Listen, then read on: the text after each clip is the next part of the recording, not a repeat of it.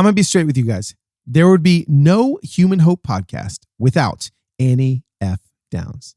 Who's Annie F. Downs? Well, people may say she's like a speaker, an author, whatever. I basically say she's like Oprah. She runs the show. She's got her own podcast called That Sounds Fun, which is incredible. It's kind of like hanging out with friends over coffee. She talks about her favorite food, favorite places, favorite people, all those things. But also, she is the creator of the That Sounds Fun podcast network, of which I am a part of, which is why I call her Oprah. Now, here's the deal. With her podcast, That Sounds Fun, she's got episodes releasing every Monday and Thursday. Who's got time for that? Annie does. She had some great episodes. Enneagram Summer 2020 was one of my favorites. She talks about Enneagram numbers 1 through 9. She's got a lot of great episodes, but I want to let you guys know something. She's taking her podcast on the road. This is a dream of mine. So I'm just going to watch Annie and copy and paste at some point. And she's going to be taking her podcast on the road on a tour to 12 cities.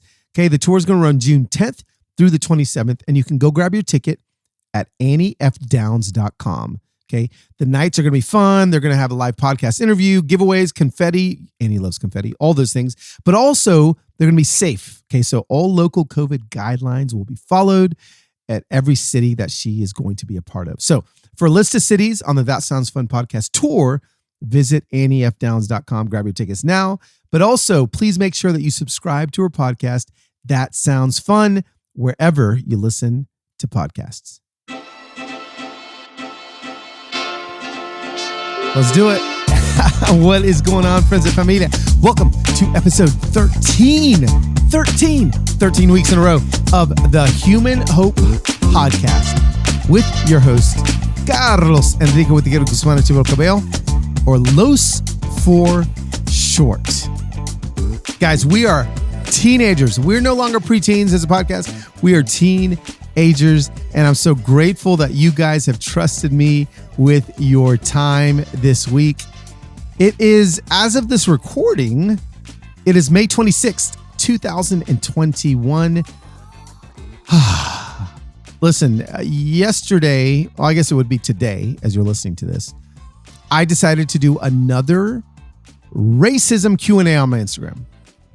And I would say this is progress, because I would say that normally when I do these things, by like the seventh question, my DMs are exhausting. Well, Carlos, I mean, don't you feel like because you talk about racism all the time that you're stoking the flames of division? It's a question that I get. I don't talk about racism all the time. I just talk about racism some of the time. But if you feel like I talk about racism all the time when I'm only talking about racism some of the time, that means that you don't talk about racism enough. And that means that you need to continue to educate yourself so that I don't have to talk about it all the time. You think I want to talk about this all the time? I want to talk about my birds. I want to talk about my kids. I want to talk about all the random things that I talk about. I don't want to talk about race. But the reason I talk about race is because we need to talk about race. And we talked about it. So I've got a Q&A. I'm going to stick it in my highlights from this week, May 26, 2021, where we dive deep into critical race theory. We dive deep into the definition of racism. We dive deep into, can white Americans experience racism? We dive deep into, can Black Americans be racist? All the questions are on my Instagram at LosWhit, LOSWHIT. Today's episode, I mean, I don't want to do a super long intro because I want to get to the meat. I have yet to meet two more mind-blowing, passionate, world-changing individuals that are connected in marriage to each other. Now, that's a big statement. So let's just say in 2020 and 2021, Don Brewster and Bridget Brewster are about to be your best friends. Some of you guys are about to be your parents. Some of you guys are about to be your grandparents. I know I got like 18-year-olds that listen to this. But what I love about what they're doing is they are literally changing the world, and they didn't start this project until after they were 50. They lead an organization called AIM. And AIM is Agape International Missions. They fight human modern day slavery. Now, modern day slavery, human trafficking has become, and I think it's great, has become a trending topic in social media over the last few years. Passion does a big End It movement. I think it's amazing. I know the people that are into that. Christine Caine has her incredible organization. There's just a lot of great organizations. Now, the Grant has an organization that are doing really great things. And what we need to be careful about is that we don't turn modern day slavery into just another Instagram square, into just another thing that we're going to post about, but not do anything about. Yeah, y'all know that I'm passionate about making sure that action follows our intention. Whereas I know that 99.999% of humans have great intentions, but only 0.99% of humans have great action that follows their intention, right? So you can be passionate about something, and that's great. You got a good intention. But if you're not acting on that passion, then ain't nothing going to happen. There has to be action following your intention. And so what I get so nervous about when I see a lot of people posting about human trafficking, modern day slavery, is that I feel like, oh, they're doing this to feel good, but what are they actually doing? Well, today we're going to talk about what we can do. But more than anything, I have just found some heroes of this work. Now, let me give you guys a few statistics here. 40.3 million people. Okay, I need you to get that number down. Okay, go to Wikipedia, find out how many people live in your town. And then let me read this again. 40.3 million people are estimated to be living in modern day slavery worldwide. Gosh. 1 in 4 of those living in modern day slavery are children. 1 in 4. Children. I ain't talking about just 17-year-old. I'm talking about 7. Okay. 4.8 million of these are trafficked for sex, particularly. Okay. 99% of sex trafficking victims are women and girls. Now, the Brewsters have their organization really based out of Cambodia, which is just the breeding ground for sex trafficking. I mean, the country's unique economic challenges, its history, its location, all of the things make it a hub for targeting, transporting, and harboring trafficking victims. So here's something that's good news. It used to be the child sex trafficking capital of the world, but because of organizations like AIM and the Brewsters, change is happening. Now, let me tell you a few things about the Brewsters here. When I was approached by AIM to have a conversation with the Brewsters, I knew a little bit about AIM and I knew a little bit about the Brewsters, but I had zero idea that not only would my heart be moved and changed by their vision, but actually listening to their story fires me up. Listen, I'm a dude in his mid-40s. I feel like I've got a lot left to do. The Brewsters, I want to say they're like 65. Please forgive me if I'm wrong, 66, 67. They started AIM in their early 50s. Okay, so here's the deal. They now have this incredibly massive organization that is fighting human trafficking across the world. They didn't start until they were 50. So I don't want to hear no excuses from you guys about why you guys aren't changing the world. I don't want you to tell me that you don't have time. I don't want you to tell me that you're too old. I don't want you to tell me anything, because these people, these humans that are filled with hope, started changing their collective corner of the planet after age 50. So if you're 30 and you think it's too late, listen to the Brewsters. If you're 40, if you think it's too late, listen to the Brewsters. If you're 60, listen to the Brewsters. If you're 80, listen to the Brewsters. Whatever dream you have inside of your heart can still be accomplished right now. God ain't done with you. He's actually just beginning. But so many people think that when they hit a certain age, they can't do anything. I'm telling you, their commitment and passion and drive towards this issue is really inspiring. Now, here's the thing, Human Hope family. I'm going to challenge you guys. I'm going to challenge you guys to put some action behind your intention. They're going to give you a few opportunities to be able to put your money where your mouth is. And you'll hear more about that later.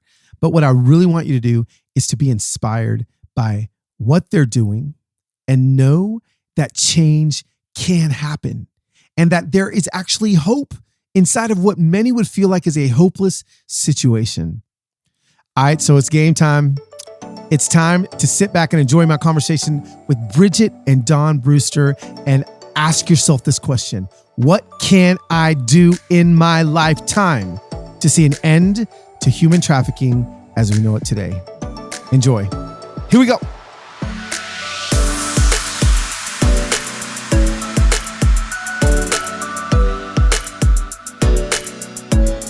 So here I am with my friends Dawn and Bridget Brewster. I just want to say how grateful I am that you have honored the Human Hope family with your presence, because if there's ever been a couple that is the definition for me of what Human Hope looks like, it is the two of you. And I know that you would say that it's not you that's giving the hope per se, but I definitely want to let you know that I see the work that you guys have done, and it is bringing so much hope to so many people. So let's just start at the beginning. Dawn and Bridget, take us back to when your hearts somehow were shifted and turned towards wanting to deliver hope to people that didn't have any. Can you take us back, rewind, Dawn or Bridget, whoever wants to the beginning, and tell us a little bit about that journey and that story? Sure. Well, thank you, Carlos, for having us. We're just honored to be here to share what God has done in our lives. And it started it started 18 years ago. Wow. It was, I was turning 50. And so Don took me to Ireland to see my ancestral home, but also to Cambodia on a missions trip. So, well, I love that, Ireland and Cambodia. Like that. What a great mix. I love that. Yes, it was, and it was so good. It was a missions trip where Don was doing leadership training, and I was just tagging along because he was going. And while he was doing leadership training, I was. They would have a little kids area set up for kids while their parents were listening to Don, and but I tell you. The people broke our hearts. Initially, when we got off the plane, I mean, the way they welcome you, I felt like, oh my gosh, I'm back in Ireland. These people are amazing. And their hospitality is just so huge. And their care for us and want to make sure we had enough to eat and we're comfortable and everything. And the kids are just so darling and they're just so little. And whenever we leave a village, a lot of the moms and kids would be running after our vans till we couldn't see them. They were just specks out the back window. And I think, oh, you're just killing me. And we were home about 2 weeks, and there was a Dateline special on talking about. Yeah, I need to interrupt 1 minute. Yes, of course. Like all great couples do. Yeah, that's right. So Bridget's leaving out one part of the story she hates me to tell. Oh, okay. And, I love it. Okay, so we get on the plane to come back from Cambodia. And Bridget sits down next to me and she goes, I thank God we never have to come here again. Well, it's true. And I need a little grace and mercy because I was a Girl Scout, but I never learned how to go to the bathroom outside with nothing to hide behind. Of course. You know? And that was kind of the whole trip. So I wasn't drinking a lot of water and I was a little toxic. And boy. I get it. No, I think that's a very important part of the story because obviously things shifted and continue to mold in your heart. So keep going, Bridget. I love it. Yeah. It did. Let me say one more thing because I interrupt Bridget a lot. That's kind of the way we work. We're getting the whole picture here. But she looks at it like that was something bad. And it's a testimony to her faith that she, with a place she never wanted to go again, she spent 16 years so far serving people. So it's pretty cool. Pretty cool. God gave me such a great bride. You know? No, I Well- love that. It's right. Bridget, tell me this. Again, I don't want to interrupt the flow of your story, but what was it? Why was it that you would say that? What was so hard and difficult about? I mean, I'm sure there could be 1,000 things, but when you did tell that to Dawn, like, why was it so hard in that moment for you? It was the heat. It was the heat. It was the food. I didn't like Asian food at the time. Yeah. But also, when we first got off the plane in Cambodia, I had an oppression fall on me like I never felt before in my life. It was like Wow. a big, wet, dark wool blanket. It was like, I was like, oh, this is a bad place. You could just feel the oppression that I had never felt before. But all that got so lifted when we're out in the country with these people, and they were just so hungry for the Lord, for kindness and for Yeah. what God had to offer to them. It was just astounding to me. And just, like I said, just their kindness and hospitality that they had to us. Like, Yeah. people who didn't have enough food were worried that we had enough food. It just, Yeah. was really humbling. But then because we were in 14 provinces in 10 days, and Okay. nobody was ever talking about sex trafficking. Right. There was a lot we knew that was wrong and that they needed help with, but not that. And it was when we were home about 2 weeks and saw the Dateline special talking about children for sale, right where we had been, and nobody was talking about it. Literally right were where you just- guys had been. Mhm. Yes. Yeah. Wow. So that was when we thought, oh, we've got to do something. So we went back on an investigative trip to see what was needed. And Yeah. the biggest thing that we saw was quality aftercare needed for girls that were rescued. Because at the time, the few centers that were there, they were just full and there's no Yeah. place to put them. So they were either back on the street or they're put in prison where it was co-ed. So they're in there with rapists and murderers. And it was like, Yeah. ugh, this has got to Yeah. change. Tell me this. Rewind a little bit back to your home. You see this Dateline special, and tell us a little bit. Maybe unpack that part of the story a little bit more, where something just jarred your soul, and you said, "We've got to do something." Well, Go the ahead. the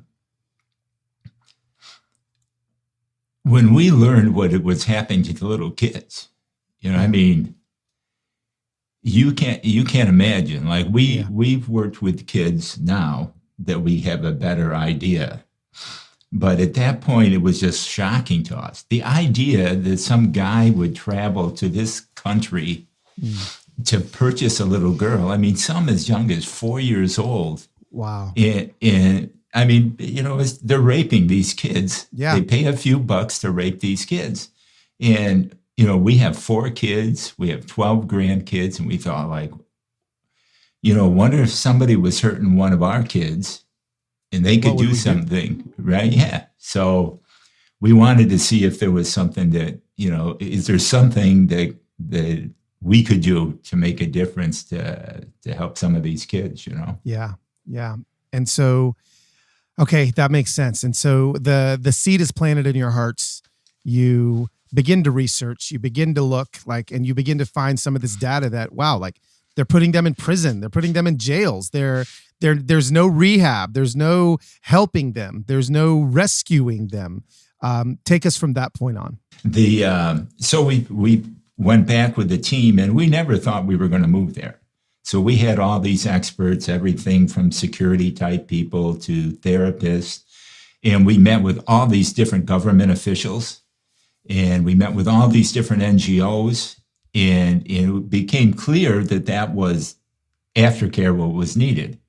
But there was also something that happened that almost sent us back. Every NGO and the government actually said, yeah, we need help, right? Mm. But the last NGO we talked to, which was a big one, they sat us down, and it was like we were being interrogated. Like, I felt like they were asking, like, are you a doctor? Are you a therapist? Are you this? Are you that? And it was like, no. And None of those. And they said, you know what you should do? Go home, send a check, and never come back. Let And the big Wow. dogs take care of it. that was the exact words that they said to us. So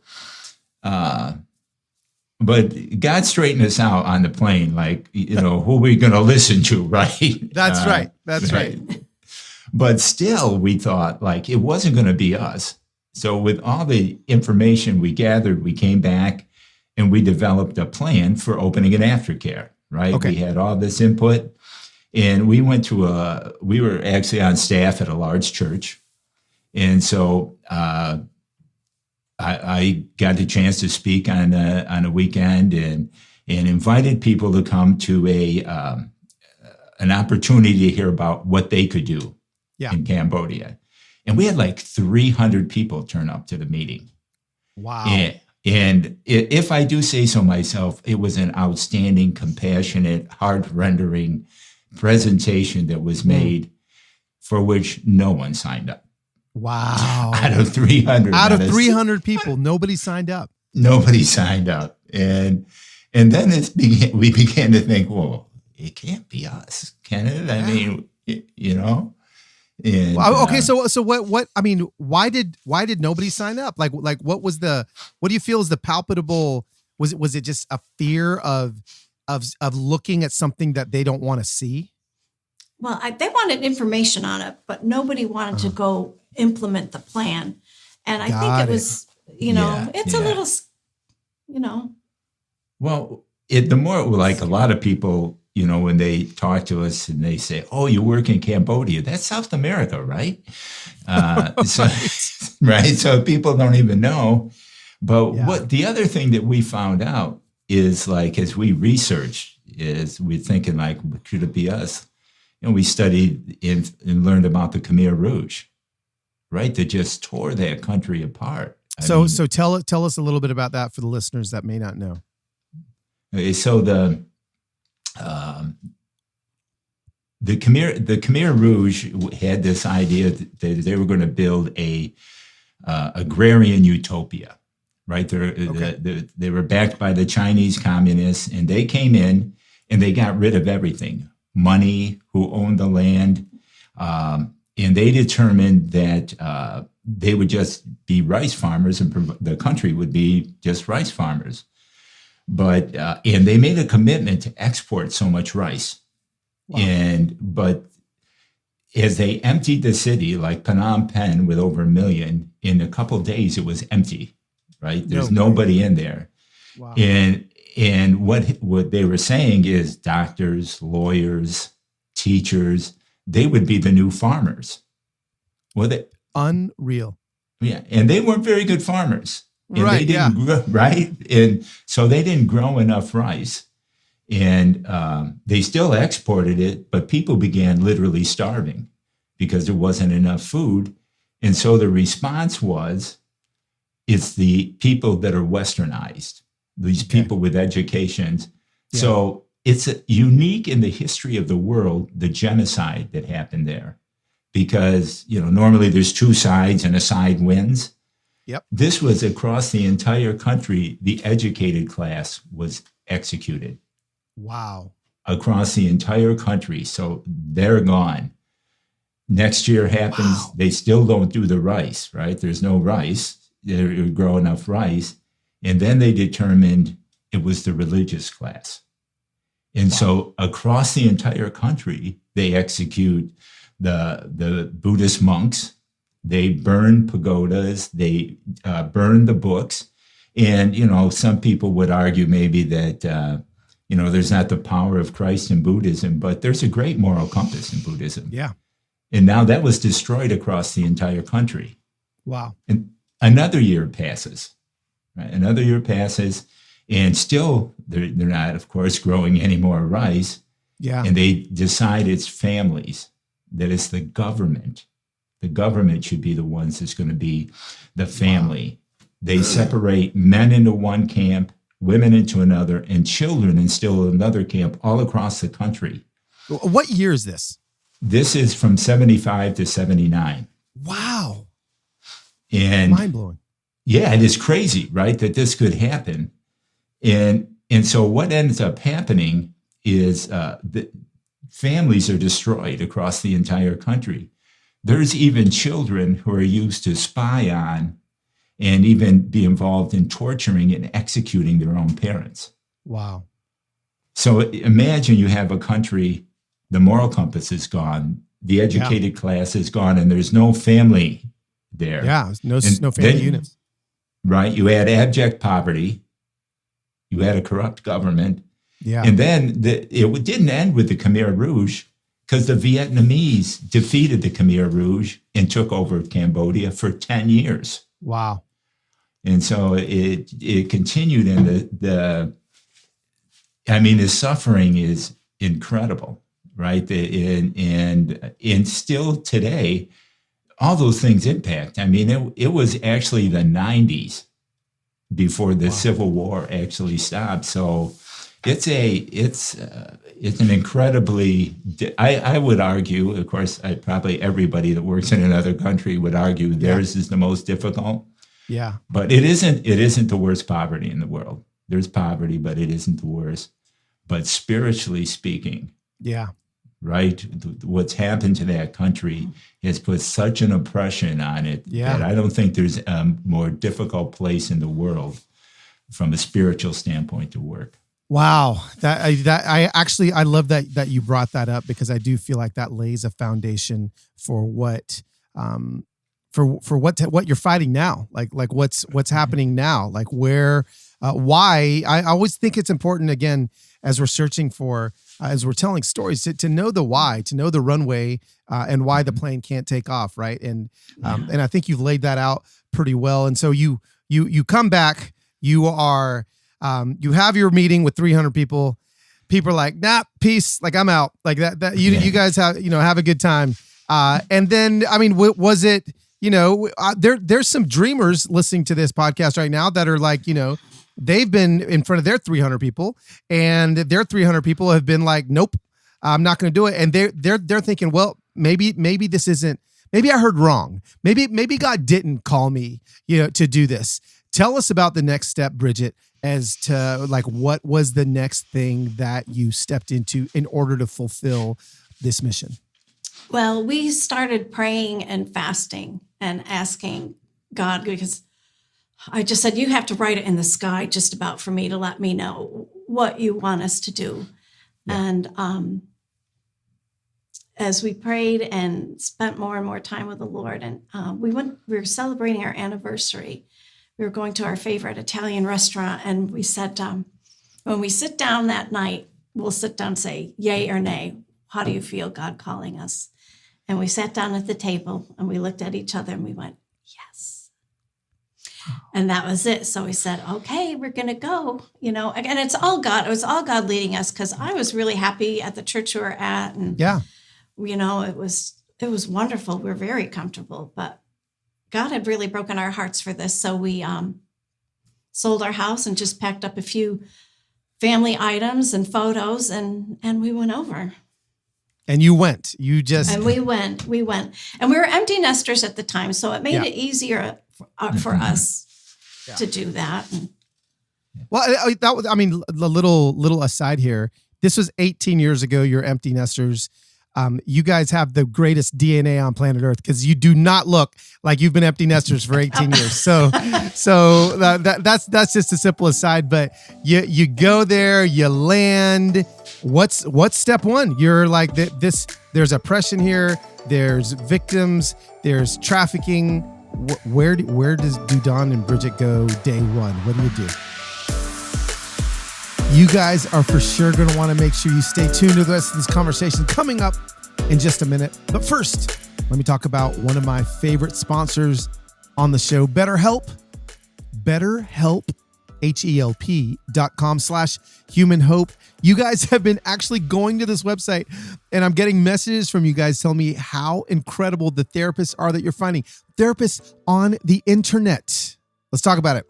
What interferes with your happiness? What's something that's preventing you from achieving your goals? I know for me, it's been like the lies that I believe. BetterHelp will assess your needs and match you with your own licensed professional therapist. You can connect in a safe and private online environment. It's really convenient. You can actually start communicating with your therapist in under 48 hours. Now, what is this not? It's not a crisis line. It's not a self-help line. It's a professional counseling website done securely online. You'll be able to do this via phone or video, all without ever having to sit in a waiting room of a counseling center. Trust me, I know, and hope that nobody you knows comes walking in. It's available to people all over the planet, whatever it is, depression, stress, anxiety, relationships, sleep, trauma, all the things. It's convenient, professional. All you guys got to do is head over to betterhelp.com/humanhope, and you as a listener are going to get 10% off your first month. Do that. Join over 1 million people who've taken charge of their mental health. Again, that's BetterHelp, HELP.com/humanhope. We drove around Phnom Penh looking for what would be a good house to set up for this aftercare facility. And actually, that first day we found it. We talked with this landlady who when we first pulled onto the property, it's got a big pool, it's fruit trees all over, a yard, and it's this villa. And I'm like, no, this would be wonderful, but we can't afford this. But when she found out what we were doing, she liked that, and she lowered the rent so we could afford to move in and start.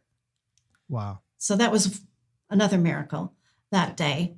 And it was funny because we stayed in a hotel for a couple of weeks, and we got to know some of the street kids that were around the riverfront in Phnom Penh. And there's an interesting story. I don't know if I can tell you. Yes, tell it. Tell it. It's good. Okay, because you're going to edit this. Yeah. So we were going out to sign some government papers, and there's this one little girl that every day we'd buy books from her and little bracelets, and we're on our way to this government meeting. She stops us. She goes, "You buy my book." And I said, "I bought everything. We've got to go." She goes, "No, you buy my book now." And I said, "Well, when I come back, I'll buy something because we're in a hurry. We've got to go." And as I'm getting in the van, she goes, "Well, you." And I was going to turn back to get her. And I said, "Come on, we're late." Oh my gosh. And then we get back that night and I don't see her again. I thought, because I wanted to have a little talk with her.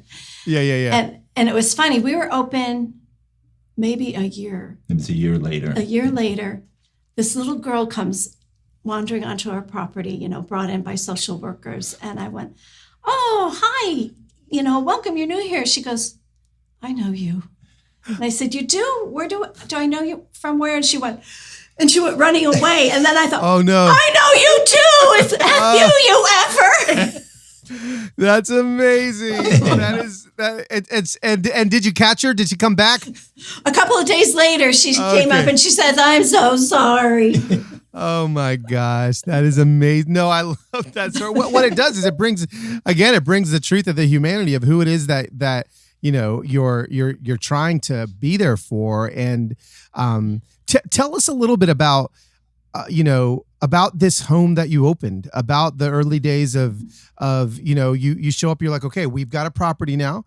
You said you have social workers. How did some of those connections begin to happen, and who were these? Obviously, being discreet, but like who were some of these young girls or boys or whoever that were coming, and what did the care begin to look like for them?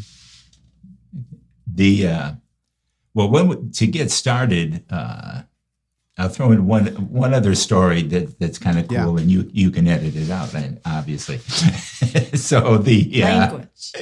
So to open up, we knew there was no trained staff. So our plan was to hire staff and then train for a full year. And during that time, we'd hired the staff. We were a couple of months from opening.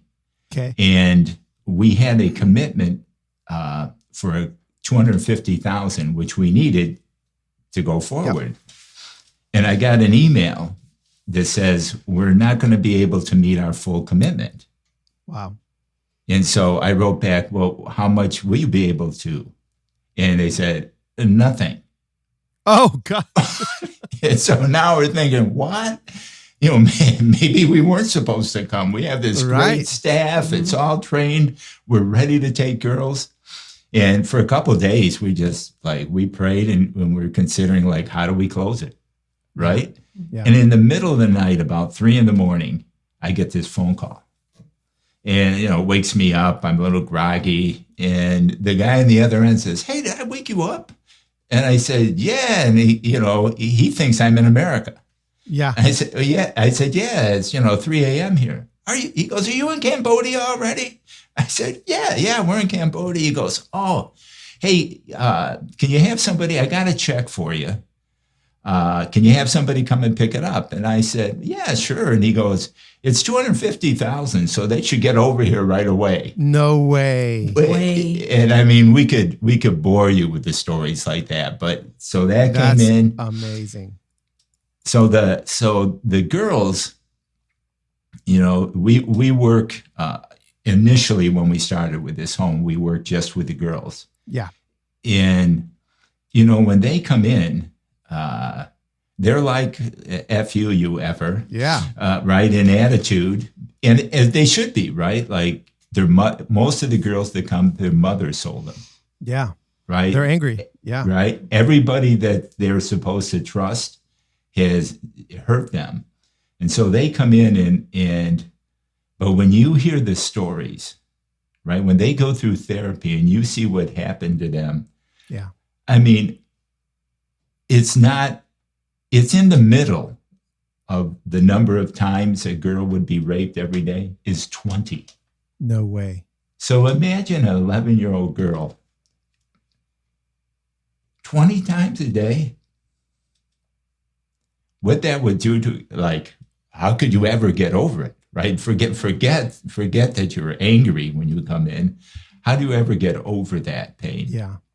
And they come in and we have therapy, we have cutting edge therapy, but I think what we've learned is that therapy is sometimes psychiatry and medication is needed, but that's not enough. Right. That can bring you to becoming a survivor. Absolutely. Right. Absolutely. You can live, but you can't thrive. Yes. With this one girl, one of our first and one of our worst, she's going through therapy. She's getting there, but all the time we're telling her, "You're special." And there's a video of her explaining this. We say, "You're special. You're special." Yeah. And she tells her story on this video. And she says, every day, Don would tell me I'm special, but I don't believe him. Wow. But now I know I'm special. Wow. Right. Wow. And the reason she knew she was special Yeah. is because she got that extra that we need. Yes. She found a family, like we all need, right? A family. Yeah. She found a family. She was loved unconditionally. Yeah. And she found a purpose beyond herself when Right. she got reintegrated. Right now, she's loving Jesus now. Yeah. She first thing she wants to do is go to a conference for young missionaries in Malaysia. Yeah. She fundraises herself to go. Wow. Right. And it's for 3 months. We go visit her. We were so proud of her. And she was so proud, like that somebody would come and see her, it's so cool. Yeah. But then she wants to help other girls, right? Yeah. Today, she goes back into brothels No way. and helps lead girls out. It's so stinking cool. Wow. She's when she married. finally got that family, right? Yeah, right. She got family. She got, I mean, we think, we base it on, we weren't so smart. We Sure. saw it afterwards, right? It's not like, hey, we knew what we were doing. Oh yeah, I get it. But when God the Father says, when Jesus is baptized, said, "This is my son whom I love, with him I'm well Yes. pleased." That's it. Family, unconditional love, purpose beyond ourselves. Yeah. When girls get that, every single one of them, they become abolitionists. They're helping other girls. And we could bore you with story after story after story of how when girls experience that, it changes their lives. Oh. It's to be a small part of it. It's so cool. No, I love that. That definitely would not be boring. And I promise to continue to, share with my audience those stories after stories after stories, because what I think is so important is that what you just said, it's not just Americans going to Cambodia to rescue. It's like, no, once they're rescued, now they can't help but rescue them, like themselves. They want to go back in there. They want to go, they found freedom. You said that this girl, you said she's married now. Yeah. She's married to a pastor. Wow. They have a great little girl. And she's, again, just such a testimony. And she's impactful because when she goes, there's actually two levels. Okay. There's girls that are held with chains, right? They're behind locked doors. Yeah. We actually have a SWAT team. I think we're the only ministry in the world that has a real SWAT team. Okay. Right. But those are the easy rescues. Right. Right. You knock down a door. I mean, I'm sure they think it's hard. Sure. But the hard ones are once a girl ages out. In other words, she gets 16, 17, 18. Yeah. They don't have as much value. Wow. And they see no value in themselves. So they're not held behind chains, but they're held with chains of shame, right? Poverty, Absolutely. right? Yeah. She goes into those places and she helps them break those chains. Yes. And leads them out into a new life. And who could do it better? Who better than someone who no SWAT team member is going to be able to do that, like only somebody that's been there. I love it. Don, again, I'm with Don and Bridget Brewster from AIM, and just their organization has been doing such good for so many years. But what I want to get to now is I would love to know, well, maybe I don't want to go there yet. No, we'll go there in a second. Let me ask you another question first. Take us into kind of, you've given us a glimpse as to maybe some current day systems and strategies that you guys have in place over there. You've got a SWAT team. You've got, tell us maybe a little bit about what it looks like currently. Do you have one home there? What does kind of the staffing look like? What is kind of current day operations look like for your organization? And to rewind a little bit, I think it's important to say, like, when we started, we never advertised. We just had people show up at the gate of that house with their CVs. And it was all sent by God, because we never advertised. And God sent his best. And the staff that we had, like, all of them were either survivors of the Khmer Rouge or they were born, shortly after during the Civil War years. And so, and of course, a lot of them didn't know about trafficking and about that. So we had to spend that first year there educating them about that and then working together, because there was also a bias between the Khmer, the Cambodian people and the Vietnamese people, and working through the bonds of that discrimination they had for each other. Yeah. And also about the bonds about how they would feel about a girl rescued out of trafficking, because there's such a stigma on a girl who is not a virgin when she's married, let alone all this that happened with them. So it was a year of growing together and all that, and growing in the Lord. And our staff, they're just amazing at the way that they would love those girls, and the way, like, a lot of them would be treated by them, because the girls come in cursing at them, spitting at them, even threatening physical harm. And our staff just loves them and loves them. And what's so dear is, like, when we have girls that are reintegrated, how at first there were girls that are like, oh man, I got to work with this girl. They cry, when they leave, and it's, and they stay in touch with each other. And so we've been really blessed. We have a lot of the same staff with us when we first opened. Yeah. Okay. 16 years ago. Yeah. And we have 3 restoration homes. Well, aftercare. 4 with the transition. 4 with a transition home. Okay. And we have house moms, and we have a school on staff. So we have teachers and counselors, social workers. We have security. We have cooks and groundskeepers. So with that, that's probably about, how many would you say? 150, 200, 150 people, 200. Probably around 150. If you take all the programs, we have Yeah. a little over 400 Yeah. on staff Wow. today. Yeah, Wow. it's crazy. So you have the restoration homes, the 4 of those. You have the SWAT team that does rescues, and we the other rescues like the girls do. We call them assisted self rescues. Okay. Right? They need but then the deal becomes prevention. Right? You don't want this to continue happening. Right. And so we built a school for 1,500 students in the trafficking hotspot of Southeast Asia, SWIPOC. Yeah. And it's amazing to see what God has done through that. But one of the groups we failed to get were the young men, right? Like young men, like we do school, we do healthcare, all those kind of things. They don't care about that. Wow. But they love to be kickboxers. Yeah. And we opened up the Lord's Gym. No way.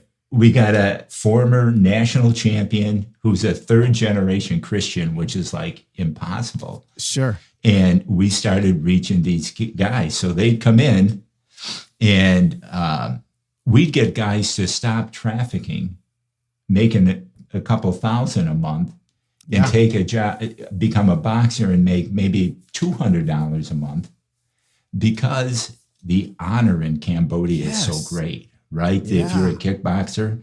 And so the gym continues to grow and grow. And so we have like 20 professional kickboxers out of this gym, right? Right?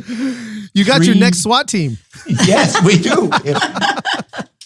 We have 3 national champions. Wow. And the most recent champion has been selected by the country of Cambodia to represent it in the Asian Games. Wow. And this kid's story is crazy, right? So the coach is unbelievable, he and his wife. And he realized that if they come to the gym, but they go back to the neighborhood, they're going to, so he said he invites them to live with him. Okay. Wow. Now there's one kid, just like everybody is afraid of him in this village, nobody, right? And so the coach convinces him to come to the gym and be a kickboxer, right? And then he invites him to his house, and he goes home to his wife and says, "Hey, I invited Klan Ian to come and live with us." And his wife goes, "Oh, husband, I am so afraid of him." And the coach says, "Me too. I am afraid of him, but Jesus said he should come, so he starts tomorrow." There we go. Oh my gosh. Now, this is the guy that's going to the Asian Games.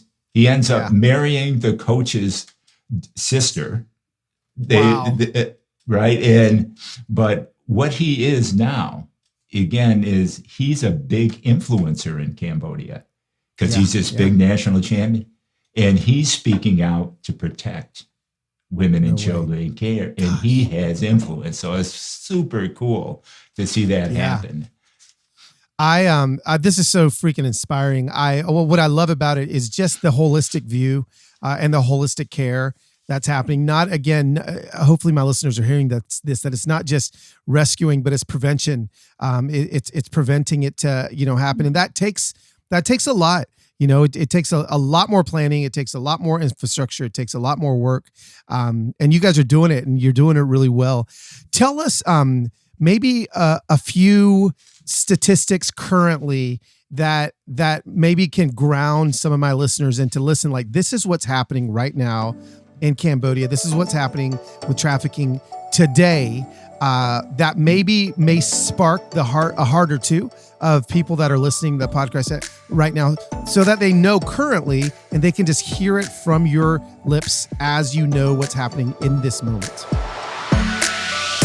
All right, so the data ain't gonna lie. Don and Bridget are going to come back in just a minute to what I think is going to give us something that will propel us, data that will propel us into action. Before we get to that, though, can I talk to you guys for just a second about a brand new sponsor here on the Human Hope podcast? And this sponsor makes me feel like I'm an organized human being, which I'm not. If there's one thing that I'm horrible at, it's making sure I get my ducks in the row when it comes to anything midlife crisis. I'm a man in his mid-40s, and I need life insurance. Policy Genius makes it easy for people like me and people like you to find life insurance policy. So this is what you need to know. If you have anyone relying on your income, you need life insurance. You can save up to 50% or more on life insurance by comparing quotes with Policy Genius. You could save $1,300 or more per year on life insurance by using Policy Genius to compare policies. Policy Genius has licensed experts that work for you. Again, this is not the insurance company, so you can trust them to help you navigate every single step of the shopping and buying process. This is how it works. Head to policygenius.com. And in a minute, you can work out how much life insurance coverage you need and compare personalized quotes to find your best price. Head to policygenius.com and get started right now. Well, I think it's important for people to understand that this is like one of the fastest growing and outplacing, like the sale of guns and drugs is a sale of people for sex. Like it's billions and billions of dollar industry, and people just don't understand just how big it is, how covert it is. Like it's hard to keep track of the numbers because it's just so under the radar and everything. I was going to say something, just left my head. Oh, this is postmenopausal brain. I love it. It's okay. It can leave and come right back in. It's fine. Yeah, the idea of the growth, and one of the things we say, and like all those things we have, again, it's not like we came like, hey, this is what you need to do to fight trafficking. It's like we get a girl and we get a rescue. Now she's got to be cared for. Well, we're going to reintegrate her, right? And then, well, wait a minute. How do we stop it from happening? So it was like one thing at a time. But the one thing we did learn that can help anywhere in the world, that is, if that holistic model, and it doesn't have to be one organization, right? But organizations join together, you can actually see a reduction in trafficking. Wow. Because otherwise, you do good things otherwise, right? Like right? That's a cool thing. But if you get them working simultaneously in a coordinated way, you can actually see trafficking reduced. The other reduction thing, honestly, is demand. Okay. Right? If nobody wanted to buy these kids, there'd be nobody to sell. So the problem is us, right? Men. So the immediate answer is to get rid of all men. Right. Personally, I'm against it. But the idea that men don't see, I think it particularly within the church, is so many men are using pornography. Yeah. And it fuels sex trafficking. They don't realize that click is hurting some kid in a foreign country or maybe in your own backyard. Wow. And so that's another area that we hope to work on going forward, is working with the church to really address that issue. Yeah. And it's growing among the population of women too. Yeah. Absolutely. Yeah. Yeah, absolutely. Yeah. So you guys are all of your homes and all the work that you do in Cambodia specifically? Yes. Yes. Okay. Yeah. Okay. We are working in Belize. We're just getting ready to open up in Belize. Okay. But that's in process. We have a team planted there and getting ready. Yeah. And as we travel around the States and speak, we're also trying to get the church involved in some other preventative methods. Like in the U.S., most of the victims come from foster families. Wow. Yeah, it's crazy, isn't it? Yeah. And so there's foster kids in they have what's called a court-appointed special advocate. Okay. And that's an easy job. Every foster kid should have one. And so that's an easy way to get involved beyond giving. And we're all for giving, and there's great organizations besides ours, and we all need people to give and help financially. But once you've done that, you can take a next step by getting involved in your own area by doing something like that, or even better, becoming a foster family, right? Providing a home that prevents that kid from ever being trafficked. So we're trying to work on that here stateside as well. Yeah, no, I love that. I think that, it is so important for myself and my listeners to know that, because sometimes you just feel so stuck, right? You see this problem is just like snowballing. I mean, it happened last summer with, everything that's happening in America and around the world. And so many people just felt so stuck. And what I love that you're giving us are tactical, concrete things that can actually happen, and here's the thing, like, it is going to be uncomfortable. I want us to imagine that we're the 300 people at that first little meeting that you had, and how easy it could be for us to be like, wow, that was really inspirational. I'll be praying for Don and Bridget and that organization, which by all means do. Like, yes, like you guys will accept that. Yes. But I would love for my listeners to, I'll just be honest. I would love for them if they feel led to head over to your website, head over. And I think I want to save the website. Oh no, I pulled it up and now it's gone. Oh, here it is. No, it is AIMfree.org. Yes. And there is there a way for people, if they want to donate to what you guys are doing, can they do it from the website? Yes, absolutely. And okay. We love people to join our village, those yes. monthly supporters, yeah. because it's, there's so many things like Cambodia right now in COVID. It isn't an issue of illness from it. What the issue is that there's no tourism. The most vulnerable children we protect are stateless people. Those stateless people, to survive, recycle. They're recyclers, yeah. right? They're in the kids yeah. go out at night. Tourism is down 80%. There's nothing wow. to recycle. Yeah. And right. So to prevent these kids from being trafficked, we're doing more humanitarian aid than ever okay. into those communities. So sure. people giving on a monthly basis, we'll take it anyway. Don't get me wrong. Sure. But, yeah. But that's great to hear that is more helpful for you guys, like as a monthly kind of supporter. What did you say you called them? Part of the village. Yeah. Yes. I love that. The villagers, the AIM villagers with our village heads, Don and Bridget Brewster, making sure every single night that our tiki torches are lit by our little village huts. I love that. I appreciate it, guys. This has been really stirring for me.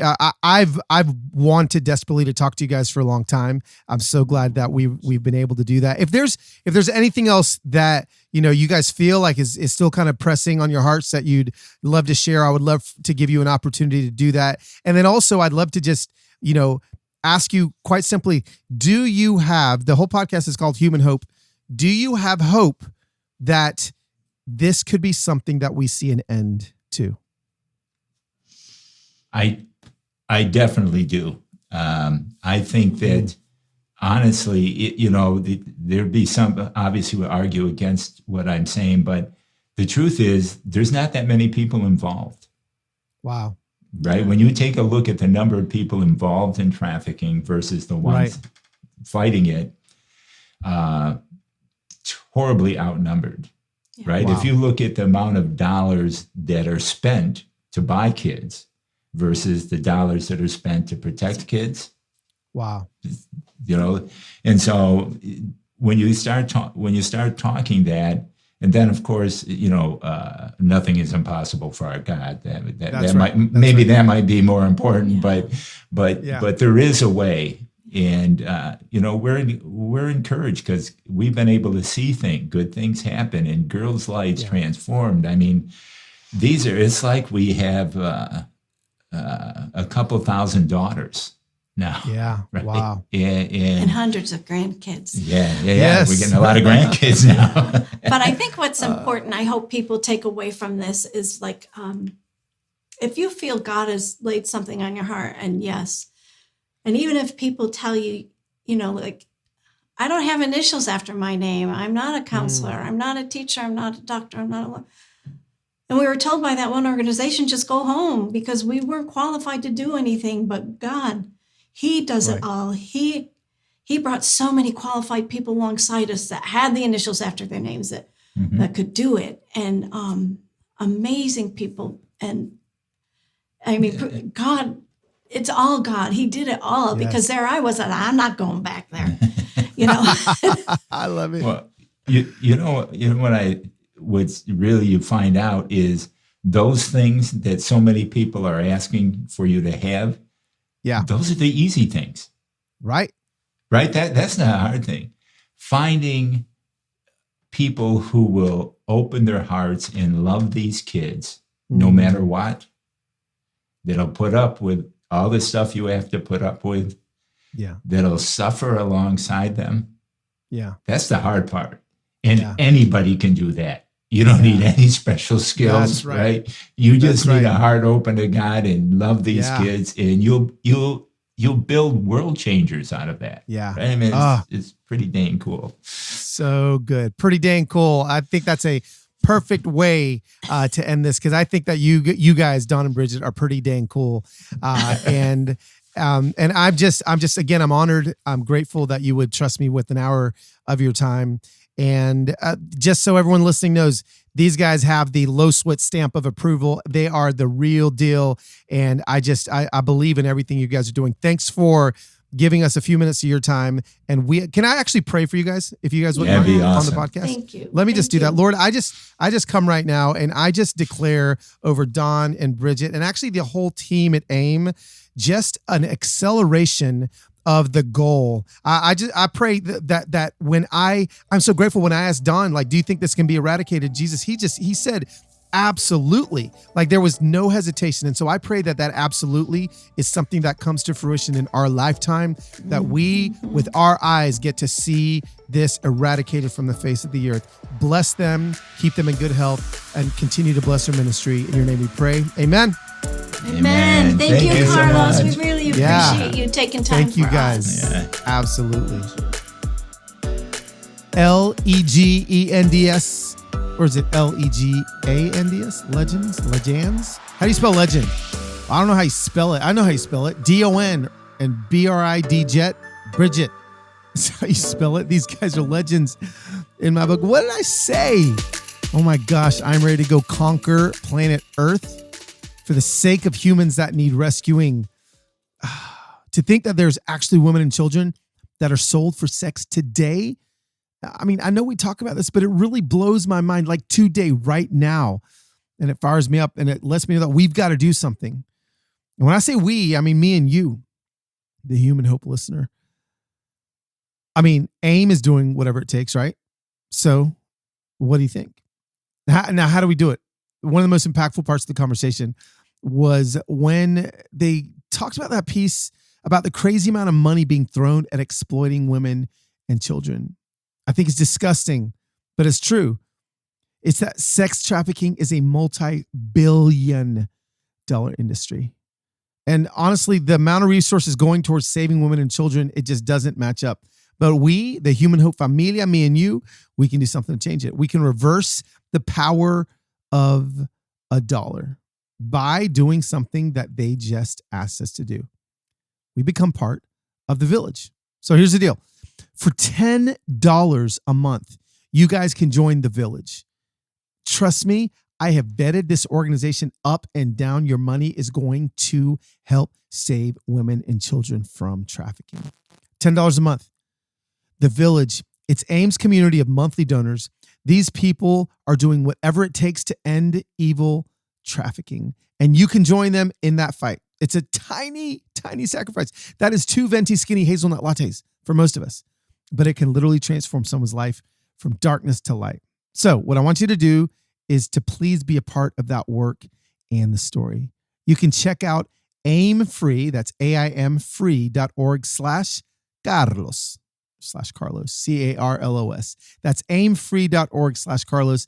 And you can join me because I'm part of it. I'm part of the village. I'm doing my $10 a month.